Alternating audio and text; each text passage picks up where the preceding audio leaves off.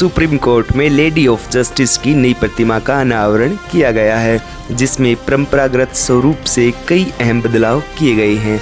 अब प्रतिमा की आंखों पर से पट्टी हटा दी गई और हाथ में संविधान थामे हुए है। यह नया स्वरूप भारतीय संस्कृति और संविधान की प्रमुखता को दर्शाते हुए न्याय अंधा नहीं है का संदेश देता है। सुप्रीम कोर्ट में नई न्याय की प्रतिमा का अनावरण हुआ है, जो परंपरागत रूप से पहले वाले से अलग है। इस नई प्रतिमा में न्याय अंधा नहीं है का संदेश देने के लिए उसकी आंखों पर से पट्टी हटा दी गई और दाएं हाथ में संविधान ने तलवार की जगह ले ली। इसके साथ ही न्याय की देवी ने पश्चिमी लिबास की बजाय अब साड़ी पहनी है, जो भारतीय सांस्कृतिक पहचान को दर्शाता है।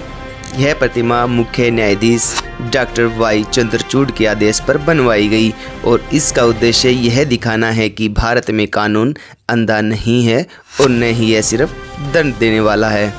पहले न्याय की देवी को आंखों पर पट्टी बांधकर दिखाया जाता था, जिसका अर्थ था कि न्याय किसी के धन, शक्ति या स्थिति को ध्यान में रखे बिना समान रूप हो।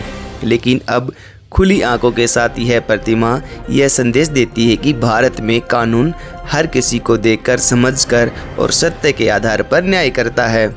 सुप्रीम कोर्ट में न्याय की प्रतिमा को खुली आंखों से समानता के साथ सुप्रीम कोर्ट की जजेस लाइब्रेरी में लगाई गई है।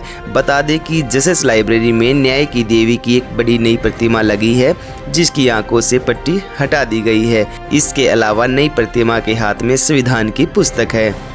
यह नई पहल संतुलित न्याय का संदेश देता है। नई मूर्ति एक हाथ में अब कानून की किताब या संविधान की पुस्तक है। साथ ही आंखों से हटाई गई पट्टी इस बात का संदेश देती है कि कानून अंधा नहीं है।